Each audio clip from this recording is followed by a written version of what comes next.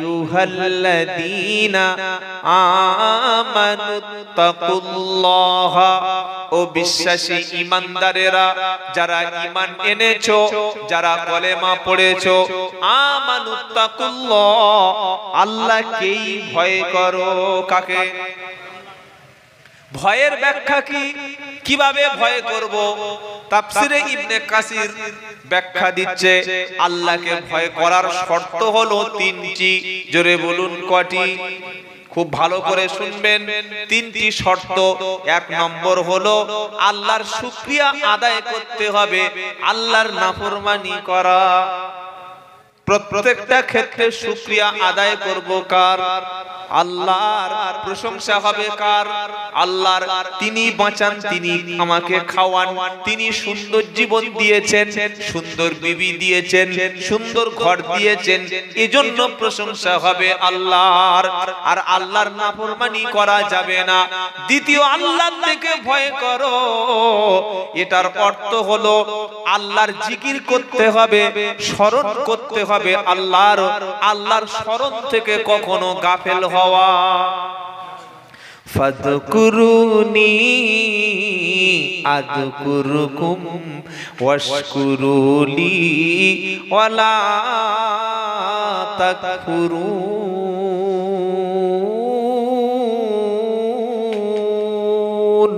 আল্লাহু আকবার। পারা নাম্বার 2, পৃষ্ঠা নাম্বার 2, লাইন নাম্বার 12, আয়াত নাম্বার 152, সূরা বাকারা। ফাযকুরুনি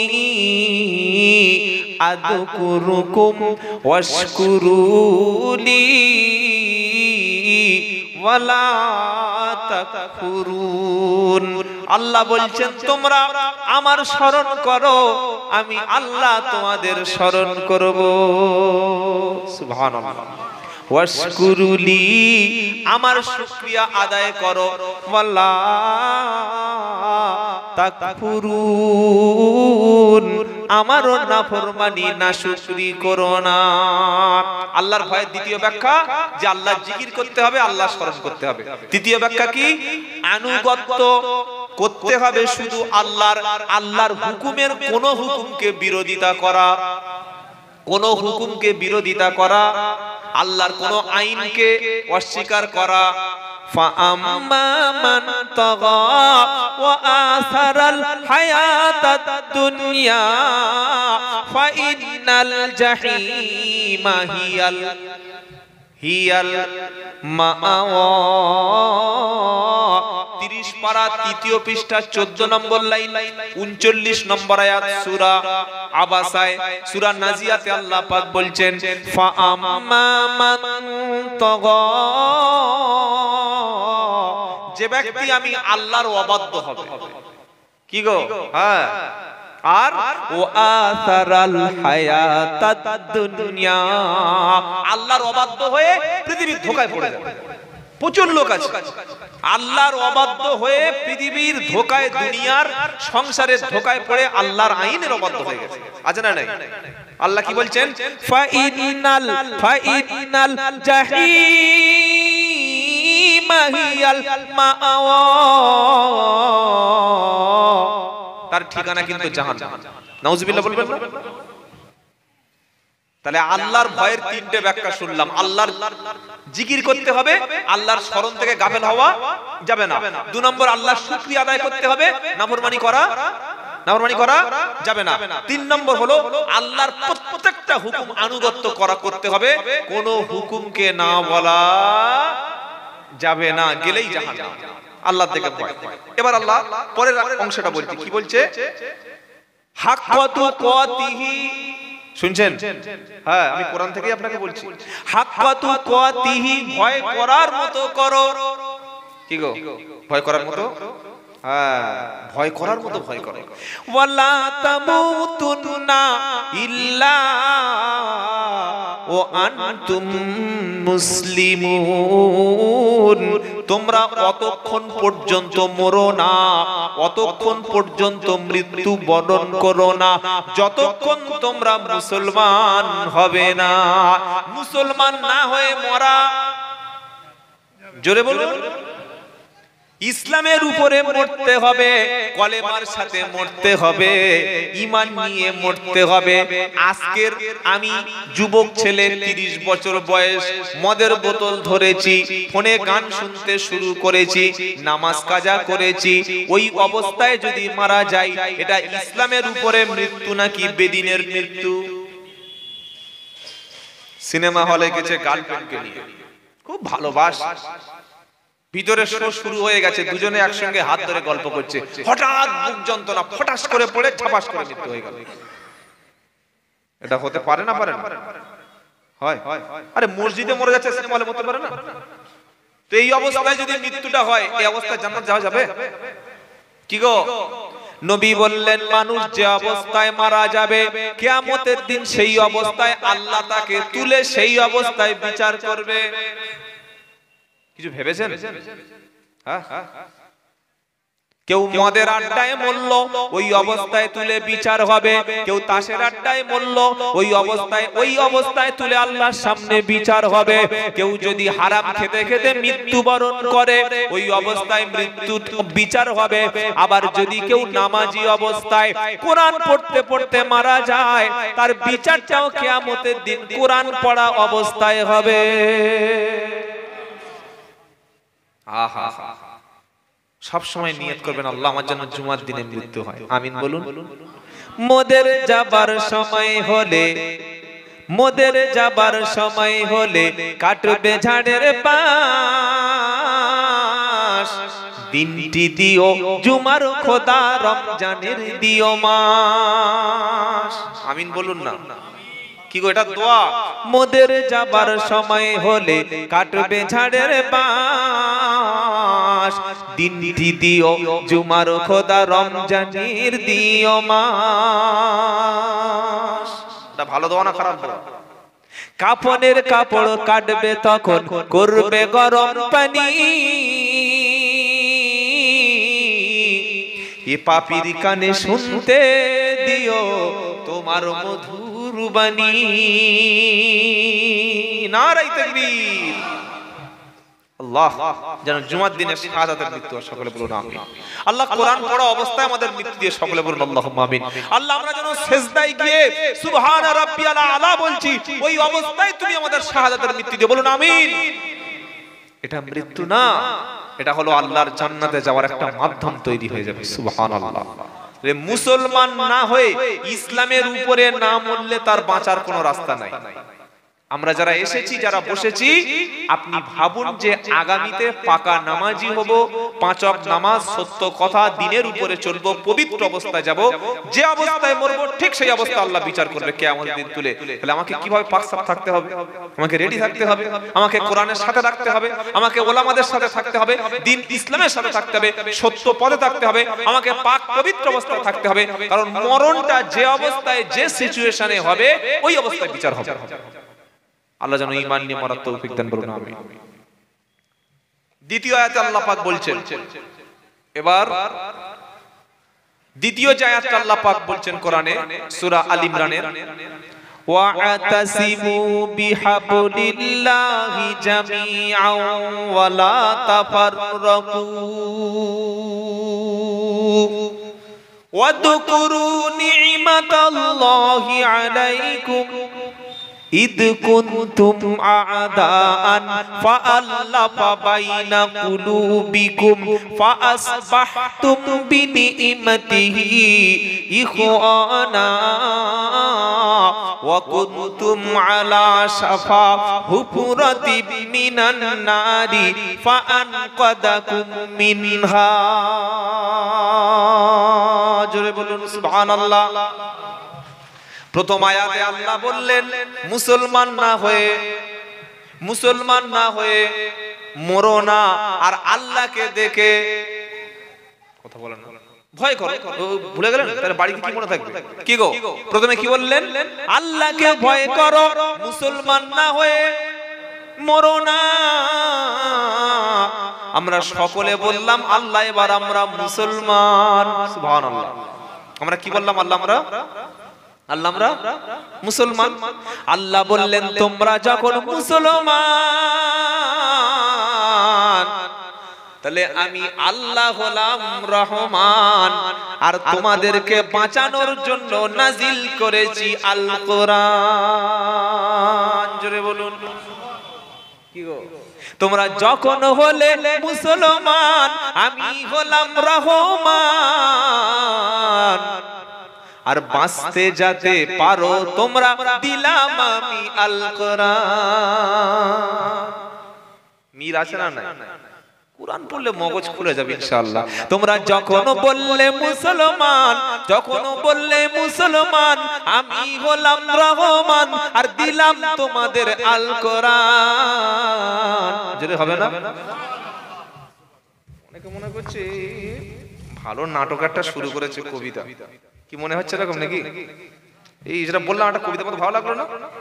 কিন্তু এটা যে কোরআনের অংশ সেটা এখনো বলা হয়নি। আরেকবার বলছি, আমরা যখন বললাম মুসলমান, আল্লাহ হলেন রহমান, দিলেন এবার আল কোরআন।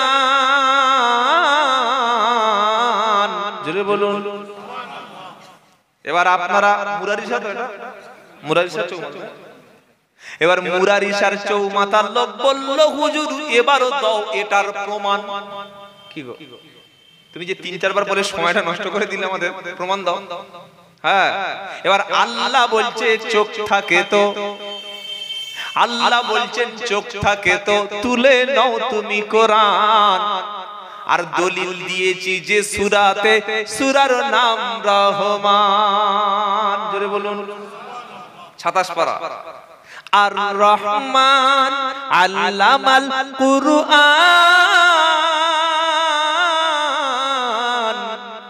খালাকাল ইনসানা আল্লামাহুল বায়ান। জোরে বলুন।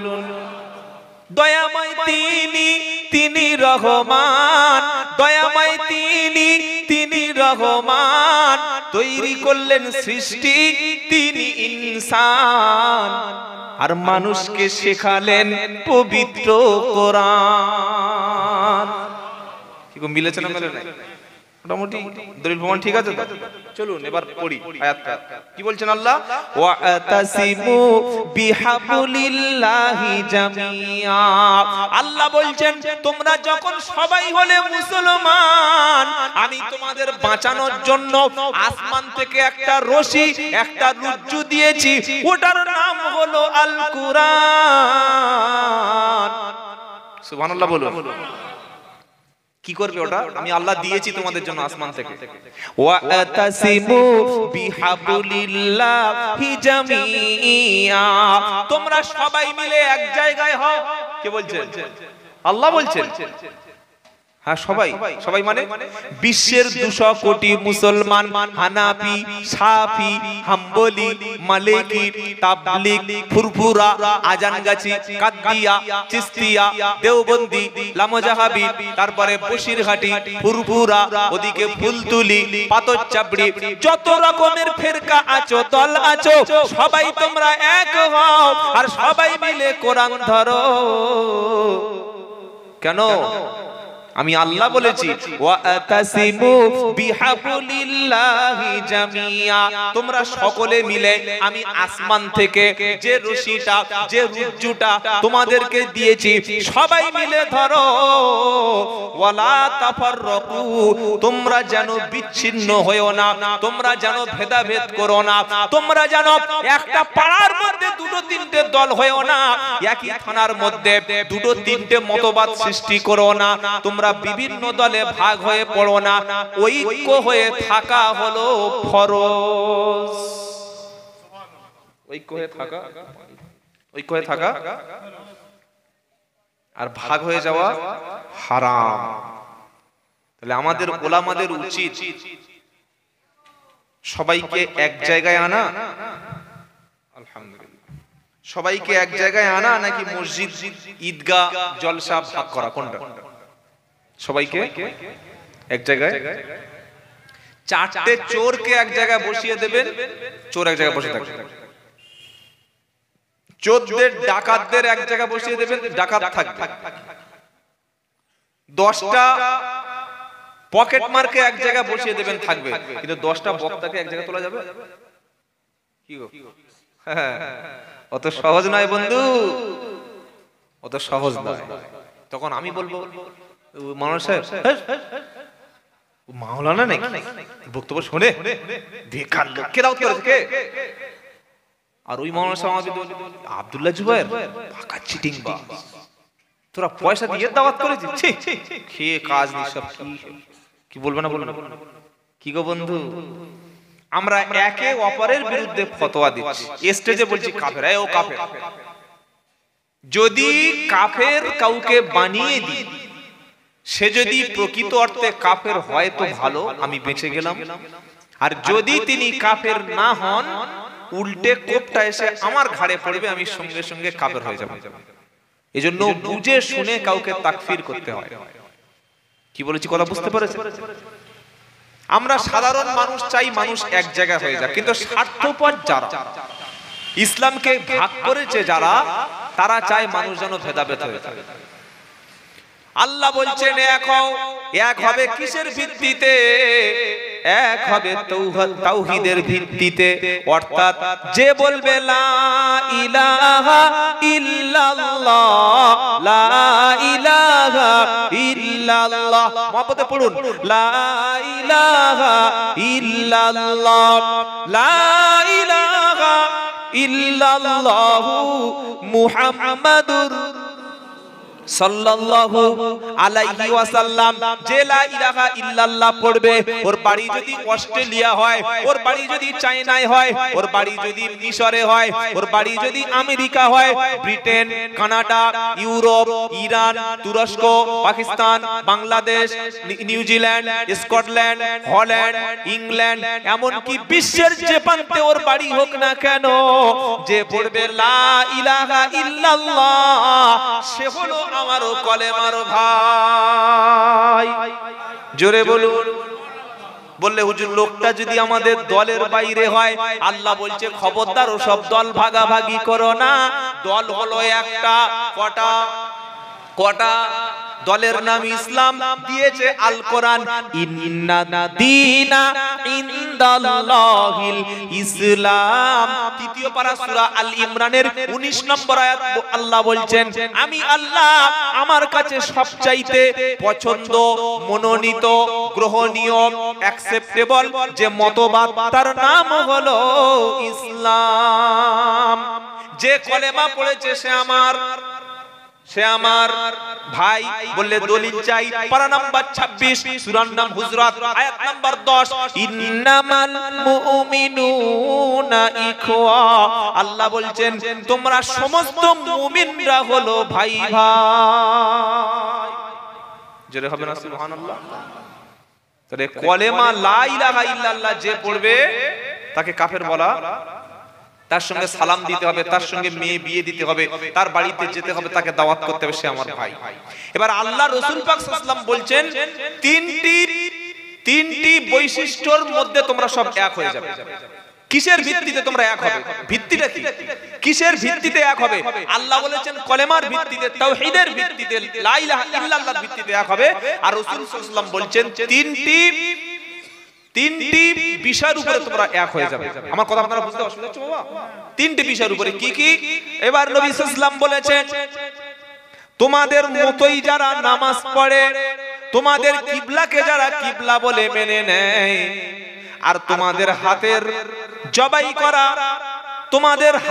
জবাই করা হালাল খাদ্য যারা খায়, তারা সকলে হলে তোমরা ভাই ভাই। জোরে বলুন সুবহানাল্লাহ। যে তোমাদের মতো নামাজ পড়ে, তোমাদের কিবলাকে কিবলা বলে মানে, আর তোমরা বিসমিল্লাহ বলে জবাই করে দিলে যারা খেয়ে নেয়, এই তিনটি ঐক্যের ভিত্তিতে তিনটি গুণ যার মধ্যে থাকবে, যে মুসলমান তারা হলো তোমার কলেমার ভাই। তাকে হত্যা করতে পারো না, তাকে অপমান করতে পারো না, তার মান সম্মান নষ্ট করতে পারো না, তাকে রক্তপাত করতে পারো না, তাকে তুমি ক্ষতি করতে পারো না, তার মার্ডার করা হারাম, তার সম্মান নষ্ট করা হারাম, তাকে বেইজ্জত করা হারাম, তার অপমান করাও। মনে থাকবে ইনশাআল্লাহ। এবার নবী সাল্লাল্লাহু আলাইহি ওয়াসাল্লাম বলছেন যারা লা ইলাহা ইল্লাল্লাহ বলেছে, এই কলেমা যারা পড়েছে মুমিনরা, তাদের সমস্ত মুমিন হলো একটা শরীরের মতো। জোরে বলুন, একটা বডি, একটা বডি। মানে বিশ্ব 200 কোটি মুসলমান আমরা আছি, আমাদের শরীর কটা? একটা। এই শরীরের মধ্যে যদি কোনো জায়গায় ব্যথা লাগে, শরীর অন্য জায়গায় কষ্ট পায় না? পায় না? কি গো, চোখটা যন্ত্রণা হচ্ছে, গোটা শরীর সব ঠিক থাকবে, শরীরে কষ্ট হবে কি হবে না? মাথায় যন্ত্রণা, শরীরে কষ্ট হবে। কানের মধ্যে কি একটা ঢুকেছে, শরীরটা যেমন অসুবিধা হবে। পায়ে কাঁটা ফুটেছে, শরীরটা সব পুরো বডিটা অসুস্থ হয়ে যাবে। ঠিক আল্লাহর নবী বলছেন, বিশ্বের কোন প্রান্তে যদি কোন মুসলমানের উপরে অত্যাচার হয়, ও হানাফি, শাফি, হাম্বলি, মালিকি, তাবলিগ, ফুরফুরা, আজান গাছি, কাদরিয়া, চিশতিয়া এসব দেখো না, যে কলেমা পড়েছে তাকে ভাই বলে তার পাশে তোমরা সকলে ঝাঁপিয়ে পড়ো। জোরে বলুন সুবহানাল্লাহ। এইটা স্বীকার যারা করতে পারে না, এটাকে মানতে যারা পারে না, তারা চায় যে মুসলমান অনৈক্যভাবে থাক। তাহলে আল্লাহ বললেন, আসমান থেকে কি দিলাম? কোরআন। তোমরা সবাই মিলে মজবুত করে কোরআন ধরো, বিচ্ছিন্ন হয়ে যাও না, তোমরা ভাগ হয়ে যাও না, সবাই এক হয়ে যাও। কেন? ওয়াদকুরু নি'মাতাল্লাহি আলাইকুম ইদ কুনতুম আদা আন ফাআল্লাফা বাইনা কুলুবিকুম। আমার আল্লাহ বলছেন, আল্লাহর দয়াটা তোমরা, অনুগ্রহ তোমরা স্মরণ করো। ইসলাম কবুলের আগে তোমরা ছিলে পরস্পর শত্রু। কি গো, এই আয়াতটা নাজিল হয়েছে কেন? মদিনার মধ্যে দুটো দল ছিল, দুটো গোত্র ছিল, একটা হলো আউস আর একটা হলো খাজরাজ। এই দুটো গোষ্ঠী সব সময় মারামারি করত, একে অপরের বিরুদ্ধে যুদ্ধ করত, একে অপরকে হত্যা করত, একে অপরের সম্পদ নষ্ট করত। এরকম মারপিট, অশান্তি একদিন, দুদিন, 3 দিন, 4 দিন না, বছরের পর বছর, মাসের পর মাস, দিনের পর দিন, শতাব্দীর পর শতাব্দী এইভাবে যুদ্ধ চলছিল। ইসলাম যখন মদিনায় পৌঁছে গেল, আল্লাহর নবী যখন কলেমার দাওয়াতটা দিল, আউস এবং খাজরাজ এই দুটো দল, দুটো গোষ্ঠী সকলে যখন লা ইলাহা ইল্লাল্লাহ পড়ে নিল, সকলে তখন আল্লাহর নবীর সাথে একই প্লেটে খাবারও খেতে শুরু করলো। এ ওর মেয়েকে বিয়ে করলো, আরেকটা গোষ্ঠী আরেকটা গোষ্ঠীর মেয়েকে বিয়ে দিল, সকলে একসঙ্গে নামাজ পড়তে শুরু করলো, গায়ের সঙ্গে গা, পায়ের সঙ্গে পা নামাজ পড়তে শুরু করলো, একই সঙ্গে নবীর পিছনে দিন কায়েমের আন্দোলনে যোগ হলো। তাই আল্লাহ বলছে, ওয়াদকুরু নি'মাতাল্লাহি আলাইকুম, আল্লাহর নিয়ামতটা, আল্লাহর অনুগ্রহ তোমরা স্মরণ করো। ইদ কুনতুম আদা, তোমরা তো কবুল ইসলাম আসার আগে, কোরআন আসার আগে ছিলে তোমরা শত্রু। কি ছিলে? শত্রু ছিলে। কোরআন এসে তোমাদের অন্তরের মধ্যে মোহাব্বত তৈরি করে দিল, আর তোমাদের মধ্যে হয়ে গেলে তোমরা সকলে কলেমার ভাই। বলুন সুবহানাল্লাহ। তাহলে যে এলাকায় মুসলমান থাকবে, সেই এলাকার মধ্যে সবার মধ্যে মিল মোহাব্বত থাকবে। বাবাজিরা, আল্লাহ আলা ভাইরা, কোরআন এসে আমাদের মিল মোহাব্বত বাড়িয়ে দেয় না কমিয়ে দেয়? জোরে বলুন, সকলে বলুন। আজকের সব ভাইগুলো একসঙ্গে বসে খেতে পারে? ভেবে বলুন। 4টে ভাই, 4 ভাই, বিয়ের পরে প্রত্যেকের সংসার আলাদা, জলসার দিনে এক হাঁড়িতে রান্না করে খাওয়ার ব্যবস্থা কি সব বাড়িতে হয়? অত সহজ? তাহলে কোরআন এসে আমাদের জীবনের লাভটা কোথায়? আমরা কি করতে পারলাম? চাচাতো ভাই দূরের কথা, নিজের মায়ের পেটে ভাইয়ের সঙ্গে দেখা হলে সালাম দেন, জিজ্ঞাসাই করতে পারে না, ভাই ভালো আছো? এইটুকু জিজ্ঞাসা করলে বউর কাছে গিয়ে কথা শুনতে হবে। কি হবে না হবে না? তাহলে তো কোরআনের জায়গা আছে আমাদের জীবনে, কোনো লাভ তো আমরা করতে পারিনি, কোরআন থেকে নিতে পারি। আল্লাহ বলছেন, কোরআন আসার আগে তোমরা দুশমন ছিলে, শত্রু ছিলে, দেখলেই মেরে দিতে। ওই কোরআনটা এসে তোমার ভাইয়ের প্রতি তোমাদের মনে মায়া দয়া জন্মে দিলাম। আজ বড় ভাইয়ের বিরুদ্ধে ছোট ভাই আদালতে মিথ্যা সাক্ষী দিচ্ছে, বড় ভাইয়ের জন্য ছোট ভাই আত্মসাৎ করছে। তাহলে কি করে লাভটা আমাদের? আমরা তো কোরআন থেকে শিক্ষা নিতে পারলাম। মুসলমান নিজের ভাইকে যদি ভাই বলে না মনে করতে পারেন, আপনি মুসলমান এটা ভাববেন না। আপনার নিজের মায়ের পেটের ভাই বিপদে পড়েছে, আপনি যতটুকু পারবেন সহযোগিতা করবেন, সহযোগিতা বাদ দিয়ে অন্য লোকের সঙ্গে আরো ষড়যন্ত্র করছেন, এর কি করে ক্ষতি করে দেওয়া যায়, এর সংসারটা 12টা বাজানো যায়, এর ব্যবসাটা নষ্ট করে দেওয়া যায়, এর পরিবারটা ধ্বংস করে দেওয়া যায়, আপনি এর পরে বলছেন আমি মুসলমান। কোরআন এসে আমাদের মধ্যে মহব্বত তৈরি করে দিয়েছে, যেটা বলুন সুবহানাল্লাহ। তাই যারা ভাই ভাই মিল নাই, আজকের বাড়িতে গিয়ে প্রথম দায়িত্ব হচ্ছে বড় ভাইকে সালাম দিয়ে বুকের সঙ্গে আলিঙ্গন করে নেওয়া। নিতে পারবো ইনশাআল্লাহ? ইনশাআল্লাহ বলুন। যদি নিতে পারেন তাহলে বুঝতে হবে কোরআনের কথাটা আপনি মেনে নিয়েছেন, আর যদি না নিতে পারেন তাহলে আমার এই চিৎকার চেঁচামেচিটা বেকার হয়ে যাবে। তারপরের অংশে আল্লাহ বলছেন ওয়াকুনতুম আলা শাফা হুফরাতিন মিনান নারি ফাআনকাদাকুম মিনহা। আল্লাহ বলছেন ও মুসলমান, কোরআন আসার আগে তোমরা জাহান্নামের অগ্নিকুণ্ডের কিনারায় দাঁড়িয়েছিলে, জাহান্নামের কর্নারে দাঁড়িয়েছিলে, জাহান্নামের কানায় পৌঁছে গিয়েছিলে, আগুনের মধ্যে তোমরা ঝাঁপ দিচ্ছিলে। কোরআন এসে আল্লাহ এবং আল্লাহ রাসূল জাহান্নামের আগুন থেকে তোমাদেরকে বাঁচিয়ে নিয়েছে কোরআন দ্বারা। জোরে বলুন। এই আয়াতটা ওই সময় আল্লাহর নবী শোনালেন হুনায়নের যুদ্ধে, যখন গনিমতের মাল কিছু পাওয়া গেল, যুদ্ধে থেকে জিতে যে মালগুলো পাওয়া যায় ওটার নাম হলো গনিমতের মাল। এই মাল সম্পদগুলি আল্লাহর নবী সাল্লাল্লাহু আলাইহি ওয়াসাল্লাম মদিনার সাহাবাদেরকে বলা হয় আনসারী সাহাবা। ওই সাহাবাদের মধ্যে আল্লাহর নবী মাল সম্পদগুলো কাউকে একটু বেশি দিল আর কারো একটু কম দিয়েছে। যুদ্ধে থেকে জিতে যে মালগুলো পাওয়া যায় ওই মালগুলোর নাম কি? গনিমত। ওই গনিমতের মালগুলো আল্লাহর নবী সাল্লাল্লাহু তাআলা আলাইহি ওয়াসাল্লাম কিছু কিছু মুসলমানদের বেশি দিয়ে ফেলেছে। আচ্ছা আমি কেটে কেটে বলছি বাবা, অসুবিধা হচ্ছে না তো? কারণ আমাদের একটু ওই বাঙালি হলে যা হয় তাই সুরটা খুব পছন্দ হয়। কি গো? হ্যাঁ, সুর দিয়ে একদম। শীতকালে দেখি বক্তা ঘেমে গেছে। শীতকালে ঘেমেছে বলে হ্যাঁ, কি বুঝলেন?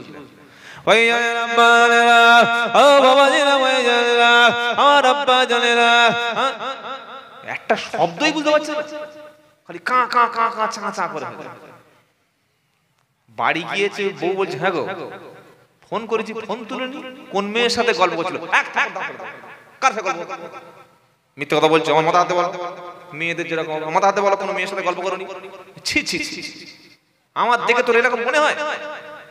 চুল দাড়ি হাফ পেকে গেছে, আমার 3 ছেলের বাপ হয়ে গেছে, বড় মেয়ের বিয়ে দিয়ে নাতি হবে, আমি গল্প করবো মেয়েদের সাথে? তা সত্যি যদি মেয়েদের সাথে গল্প না করে থাকো, 19 বার ফোন করেছি তুলনি কেন? কবার? 19 বার। তাহলে 20 বার করছিলাম আর তুমি ঘরে ঢুকলে। এই ভাই তো ওয়াজ শুনছিলাম রে। কে? খিচে মিচে টানছিল আব্দুল্লাহ জুবাইর। বললে ও আচ্ছা আচ্ছা, ওইরকম টানছিল। তো বললে আমি তো যেতে পারিনি, একটু বলো। কি গো? জলসায় তো আমি যেতে পারি, একটু বলো, একটু শুনি। বলছে কি বললো জানো মনে? কি বললো জানো মনে? তাহলে বিবির কাছে বক্তব্য শুনে যদি গুছিয়ে কিছুটা না বলতে পারে, কাল সকালে আর মনে থাকবে? কি গো? এই জন্যই সমস্যাটা আমাদের বাঙালিদের সমস্যা এই জায়গায়। কেটে কেটে কেটে কথা বললে কিছুক্ষণ পরে ভালো লাগছে না, গলা নেই, কিচ্ছু নাই। আগে দেখবেন তার মধ্যে ইলম আছে কিনা, তিনি বলছেনটা কি, তার কথাটার মধ্যে কি বার হচ্ছে সেটাই শুনবো। পরিষ্কার মেয়ে দেখে বিয়ে করেছেন, তার মধ্যে শিক্ষা নাই, তার মধ্যে মানবতা নাই, ভালোবাসা নাই, দ্বীন ইসলাম নাই, আপনি একদম ধ্বংস হয়ে গেছেন, পুরো ধ্বংস, পুরো ফ্লপ। আর পয়সাওয়ালা ছেলে দেখে জামাই করেছেন, ছেলের মধ্যে চরিত্র নাই, দ্বীন ইসলাম নাই, আখলাক নাই, আপনার মেয়েটাকে আপনি জ্যান্ত জাহান্নামের খুঁটির সঙ্গে বেঁধে দিয়েছেন, জ্যান্ত জাহান্নামের খুঁটির সঙ্গে বেঁধে দিয়েছেন। আর ঠিক তেমন বেতাল সুর, বেতাল কা কা কা করে সুর, একটা কথাই শোনা যাচ্ছে না, বোঝা যাচ্ছে না, এটাও বেকার। সুরের জায়গা সুর প্রয়োজন আছে না? হ্যাঁ, সুর দেওয়া ভালো। এই বাংলাদেশে সেদিন একটা বক্তা বললে, বক্তব্য দেওয়ার সময় সুর করে বক্তব্য দেওয়া হারাম। বাহ, হারাম ফতোয়া দিয়ে দিলে। হারাম ফতোয়া দিতে গেলে শরীয়তের নাস লাগে, দলিল লাগে, ফট করে হারাম বলে দেবে। তো এইগুলো বলা যাবে না। তোমার গলা নেই বাবা, তুমি স্বীকার করো আমি সুর দিতে পারি, কি গো? কিছু জায়গায় মানুষকে বোঝাতে হয়, আবার কিছু জায়গায় 5000, 2000, 10,000 করে লোক হয় জনগণ, সেসব না দেখলে ভাবতে পারবেন না। এবং সেখানে 2 দিন 3 দিন ব্যাপী অনুষ্ঠান হয়, তো সবাই মিলে একটা বড় করে করলে ভালো হবে। প্রয়োজনে 2 দিন ধরে করুন, এবং যখন কোনো বক্তাকে বক্তব্য করতে দেবেন একটা করে বিষয়ের উপরে আলোচনা করতে বলবেন। তাতে কি হবে, আপনারা প্রতি বছর নতুন কিছু শিখতে, কথা বলে না, শিখতে পারবেন। অথবা কোরআন শরীফের বিভিন্ন সূরা আছে, এই সূরার উপর দিয়ে একটু একটু করে আলোচনা করতে বলবেন, যে আপনি সূরা ইউসুফ থেকে একটু আলোচনা করুন। আর একজন বক্তাকে বললেন সূরা ইয়াসিন থেকে আলোচনা করুন, আরেকটা বক্তাকে বলে দিলেন সূরা রহমান থেকে আলোচনা করুন। এই বক্তা মরে যাবে, বক্তার ছেলে মারা যাবে, তার নাতিপুতি মারা যাবে, কিন্তু কোরআনের কোন সূরার আলোচনা কখনো শেষ হবে না। আর কোরআনের আলোচনা যখন মজলিসে হবে, মানুষ কোরআন শুনে হেদায়েত পাবে, বলুন সুবহানাল্লাহ। অনেকে বলবেন তাহলে কোরআন থেকে আলোচনা করা যায়, কোরআন থেকে বক্তব্য হয়। পারা নাম্বার 26, পৃষ্ঠা নাম্বার 19, লাইন নাম্বার 11, সূরার নাম কফ, আয়াত নাম্বার 28। আল্লাহ তার নবীকে ডাইরেকশন দিচ্ছেন, ফাযাক্কির বিল কুরআনি মান ইয়াখাফু ওয়াঈদ। হে আমার নবী, যারা আমাকে ভয় করে তাদেরকে আপনি কোরআন দ্বারাই উপদেশ দিন, নসিহত করুন, ওয়াজ করুন, বলুন সুবহানাল্লাহ।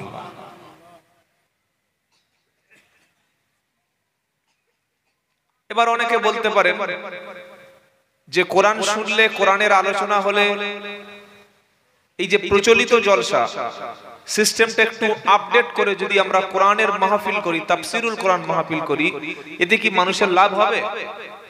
পারা নাম্বার 15, পৃষ্ঠা নাম্বার 9, লাইন নাম্বার 2, আয়াত নাম্বার 82, সূরার নাম বানী ইসরাইল। আল্লাহ বলছেন, অনুনাজ্জিলু মিনাল কুরআনি মা হুয়া শিফাউ ওয়া রাহমাতুল লিল মুমিনিন। আমি এই কোরআনটাকে পাঠিয়েছি মুমিনদের জন্য রোগের প্রতিষেধক এবং আমার পক্ষ থেকে শ্রেষ্ঠ দয়া হিসাবে, বলুন সুবহানাল্লাহ। এবার কেউ প্রশ্ন করে যে কোরআনের মাহফিল দিলে আমাদের কোনো সওয়াব হবে? হবে না? হবে না। কোরআনের তাফসিরুল কোরআন মাহফিল শুধু কোরআন থেকেই আলোচনা চলবে, ব্যাখ্যা চলবে, যদি হয় কোনো সওয়াব হবে কি? পারা নাম্বার 9, পৃষ্ঠা নাম্বার 14, লাইন নাম্বার 14, সূরার নাম আল আ'রাফ। আল্লাহ বলছেন, ওয়াইদা কুরিয়াল কুরআনু ফাসতামিউ লাহু ওয়া আনসিতু লাআল্লাকুম তুরহামুন।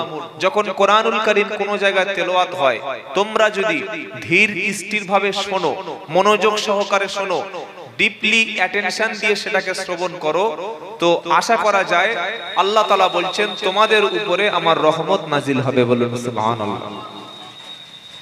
এগুলো বানালাম নাকি আল্লাহর কোরআন থেকে বললাম? নগদ লাভ। কি লাভ? নগদ লাভ।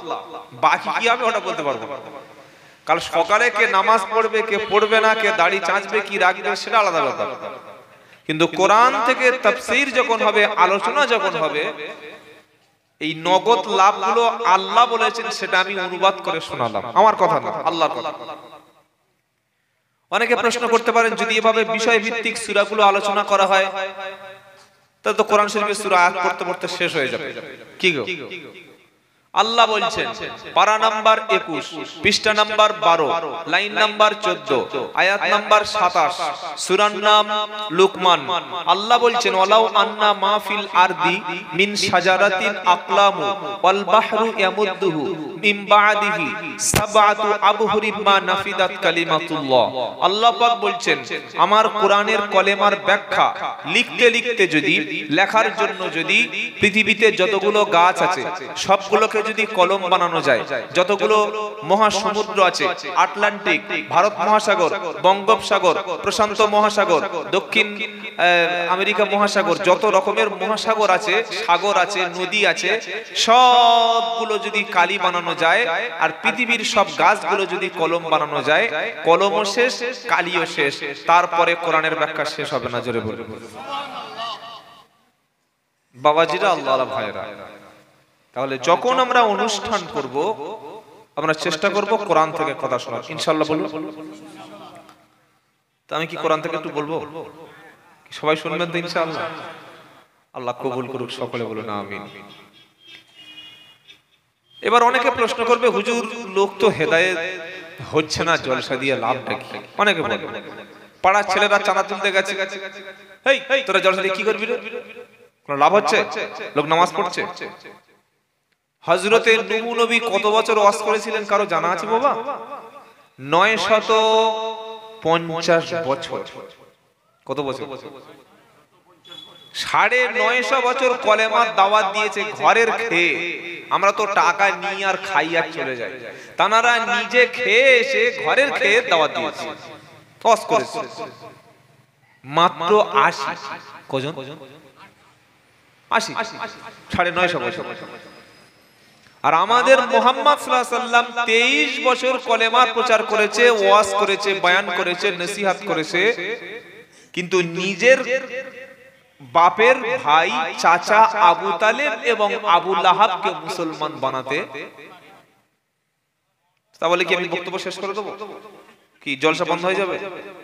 হ্যাঁ, বলে যেতে হবে। বক্তারা যখন বক্তব্য শেষ করে তখন একটা কথা বলে, ওয়ামা আলাইনা ইল্লাল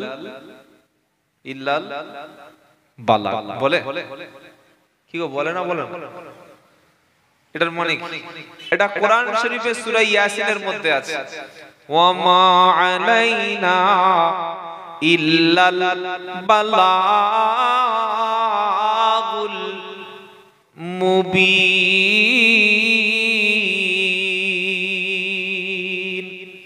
আমার উপরে যেটা ছিল, যতটুকু দায়িত্ব সেটা তোমাদের পৌঁছে দিতে।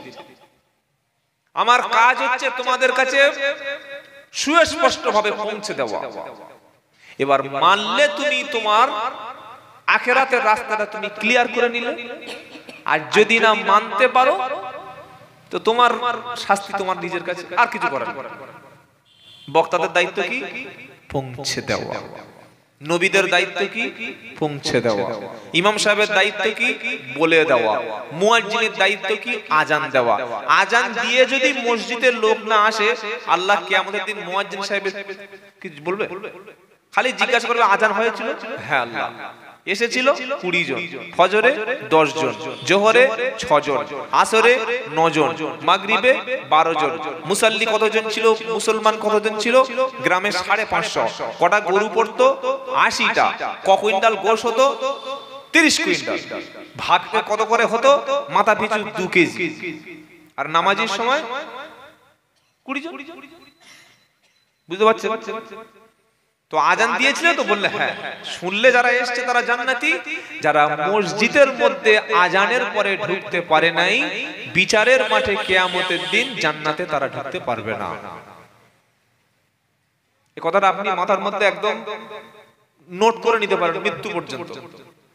আজানের পরে যাদেরকে মসজিদে আসা দেখছেন না, আসতে পাচ্ছেন না, কোনোভাবেই আসছে না, মরণের পরে তাদেরকে কোনোভাবেই জান্নাতে যাওয়া সম্ভব না। আর যদি কোনো হুজুর বলে ইনশাআল্লাহ আমি ঠিকঠাক করে জান্নাতে পৌঁছে দেব, তাহলে বুঝতে হবে উনি ধোঁকা দিয়ে বোকা বানিয়ে চলে গেছে, আসলে উনি হুজুর না। কথা মনে থাকবে ইনশাআল্লাহ। আল্লাহ কবুল করুক সকলে জোরে বলুন আল্লাহুম্মা আমিন। চলুন আলোচনা শুরু করি, 11টা বেজেই গেল। আজকে যে সূরা থেকে আলোচনা করব নিয়ত করে এসেছি, পড়াশোনা করে এসেছি ইনশাআল্লাহ বিইজনিল্লাহ বিফাদলিল্লাহ। সূরাটি হলো কোরআন শরীফের তৃতীয় সূরা। কোন নম্বর সূরা? 3 নম্বর। কোরআনুল কারীমের মধ্যে সূরা আছে 114টি, বলুন সুবহানাল্লাহ। প্রথম সূরার নাম হলো সূরাতুল ফাতিহা, যেটা আমরা নামাজে পড়ি। দ্বিতীয় সূরার নাম হলো সূরাতুল বাকারা, আর তৃতীয় সূরার নাম হচ্ছে সূরাতুল আল ইমরান, সূরা আল ইমরান। তবে আমি আলোচনা করব, আমি কথা বলবো, আমি ওয়াজ করব, আমি কোরআন বলবো, আমার কোনো ক্ষমতা নেই। আছে? আরে বলছেন না কেন? সুবহানাকা লা ইলমা লানা ইল্লা মা আল্লামতানা। আল্লাহ যদি দয়া করে কিছু আমাকে বলিয়ে নেন তবে আমি বলতে পারবো, আমার কিছু বলার ক্ষমতা নাই। কি বলাবেন সেটা আল্লাহ জানে। আল্লাহর কাছে দোয়া করি, আল্লাহ অল্প কিছু সময়, সামান্য কয়েকটা মিনিট, কিছু 1-1.5 ঘন্টার মধ্যে এমন কিছু কথা আপনি বলিয়ে নিন যে কথাগুলো শুনলে আমার মতো পাপীটাও জাহান্নাম থেকে বেঁচে যাবে। আর এতগুলো মানুষ যারা ঘর ছেড়ে কাজের ক্ষতি করে মূল্যবান সময়টা নষ্ট করছেন, সময় দিচ্ছেন, এই ব্যক্তিগুলি যেন কোরআন থেকে হেদায়েত গ্রহণ করতে পারে। সকলে একটু বলুন আমিন।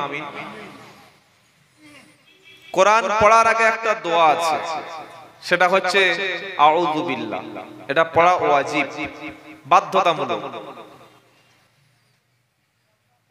কারণ শয়তান কোনোদিন চায় না মানুষ কোরআন শুনে, কোরআন শিখে, কোরআন পড়ে জান্নাতে যাক। শয়তান কোনোদিন চায় না। শয়তানের টার্গেট যে কোনো ভাবে আমি আমার দল বাড়াবো। ওই দলে কারা থাকবে? বেনামাজি, সুদখোর, ঘুষখোর, চোর, চিটিংবাজ, খুনি, বড় বড় বদমাশ, পকেটমার, যত বাজে কাজ আছে সব শয়তান করে। তো শয়তান চাইবে তার দলের লোক বাড়ানো, আর আমরা মুসলমানরা কি চাইবো? জান্নাতি দলের লোক বাড়ানো। বলুন সুবহানাল্লাহ। জিতবে কে? ঈমানদার জিতবে, মুসলমান জিতবে, আমরা জিতবো ইনশাআল্লাহ। বলেন। তো কোরআন আলোচনা শুরুর আগে শয়তানের হাত থেকে বাঁচার জন্য সকলে আমার সাথে পড়ুন, আউযু বিল্লাহি মিনাশ শাইতানির রাজীম, বিসমিল্লাহির রহমানির রহিম। বিতাড়িত মরদুদ শয়তানের ওয়াসওয়াসা থেকে আল্লাহর কাছে পানাহ চাই। পরম করুণাময় মহান রবের নামে শুরু করছি, যিনি অতীব দয়ালু, দয়াবান। বলুন সুবহানাল্লাহ। আল্লাহর দয়ার কোনো শেষ নাই। তিনি যাকে ভালোবাসেন তাকেই ক্ষমা করে জান্নাত দিয়ে দেবেন। বলুন সুবহানাল্লাহ। আবার যদি মনে করেন কাউকে শাস্তি দেবেন, তিনি আজিজুন যুনতিকাম, তার শাস্তি থেকে বাঁচার মতো, বাঁচানোর মতো ক্ষমতা পৃথিবীর কারো নাই। ইয়াগফিরু লিমান ইয়াশা ওয়া ইউআযযিবু মান ইয়াশা। তিনি যাকে খুশি তাকেই ক্ষমা করেন, আবার যাকে খুশি তাকেই শাস্তি দেবেন। কেন দিলেন, কেন দিচ্ছেন, কেন এগুলো বলার মতো কই বাঁধার ক্ষমতা কারো। তো আজকে আমরা আলোচনা করব সূরা আল ইমরানের 103 নম্বর আয়াত থেকে। কত নম্বর আয়াত থেকে? 103 নম্বর আয়াত থেকে। দেখি যতটুকু সামনে যাওয়া যায়। আপনারা শুনবেন তো ইনশাআল্লাহ? অনেকে ভাবছে মনে হচ্ছে কোরআনটা খতম করে দেবে, কি না? দুটো, তিনটে, চারটে আয়াতের উপরে যেন আপনারা মনে রাখতে পারেন, আর আয়াতগুলো যেন আমাদের জীবনে স্মরণীয় হয়ে থাকে। বলুন আমিন। আল্লাহ বলছেন প্রথমে, ইয়া আইয়ুহাল্লাযীনা আমানুত্তাকুল্লাহা হাক্কা তুকাতিহি ওয়া লা তামুতুন্না ইল্লা ওয়া আনতুম মুসলিমুন। সুবহানাল্লাহ। এই যে ইয়া আইয়ুহাল্লাযীনা আমানু মানে হলো ও ঈমানদারেরা। জোরে বলুন না সুবহানাল্লাহ। আল্লাহ আমাদের বলছে, কাদের বলছে? আরে আমাদের মতো লোককে আল্লাহ বলছে। হ্যাঁ, এরকম ইয়া আইয়ুহাল্লাযিনা আমানু, আমার মতো ছোট্ট মানুষ যতটুকু কোরআন গবেষণা করেছি প্রায় 86 বার আল্লাহ কোরআনুল কারীমে বলেছে ইয়া আইয়ুহাল্লাযিনা আমানু, 86 বার বলেছে। এখানেও বলছে